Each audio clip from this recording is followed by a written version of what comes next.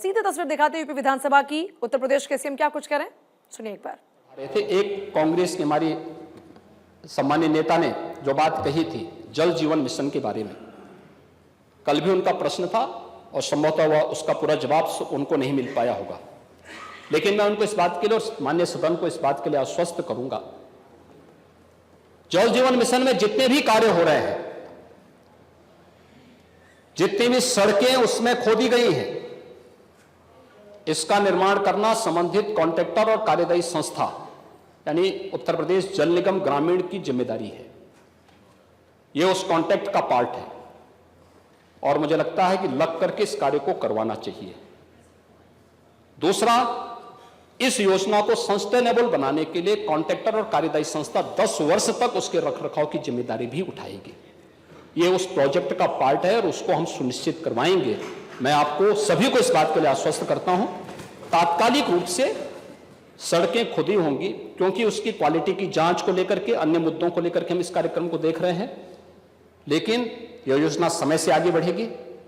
देश के अंदर सबसे तेज गति से चलने वाली योजनाओं में से योजना है और मुझे लगता है कि इस योजना को समयबद्ध तरीके से हम लोग आगे बढ़ा करके प्रदेश की प्यास को बुझाएंगे ही, लेकिन साथ साथ इसको सस्टेनेबल भी बनाएंगे कि लंबे समय तक, 10 वर्ष तक तो मिनिमम है, लेकिन इसको हम एक लंबे समय तक, आप देखते होंगे पहले पाइपलाइन बिछती थी, 25-30 वर्षों तक पाइपलाइन चलती थी। हम इसको उसी क्रम में आगे बढ़ाने का काम करेंगे, क्योंकि बहुत सारी बीमारियां ऐसी हैं जो शुद्ध पेयजल के अभाव के कारण होती हैं। अगर हम एक बार इसको करने में सफल हो गए तो लोगों के जो बीमारी का खर्चा है इसको कम करने में हमें मदद मिलेगी।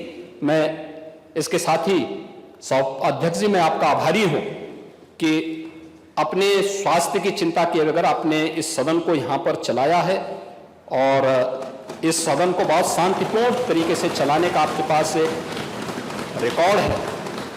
ट्रांसफॉर्म करने के लिए दिशा में भी आपने जो काम सदन के लिए किए हैं अत्यंत अभिनंदनीय हैं। कल मैं देख रहा था, असम की विधानसभा की पूरी टीम यहां पर आई थी, यहां पर ई विधान को देखने के लिए, जो ये टैबलेट लगे हुए हैं, कैसे हमारी कार्य पद्धति होती है। असम विधानसभा की पूरी टीम आई थी, वो मुझसे मिलने के लिए भी आई थी ये विधान भवन के कार्यालय में। जब हम अच्छा काम करते हैं तो अन्य राज्य भी उसका अनुकरण करते हैं और तमाम राज्यों की टीम आ रही है। मैं राजस्थान की टीम को भी देख रहा था, मध्य प्रदेश की टीम को भी देख रहा था, अन्य राज्यों की टीम को भी देख रहा था।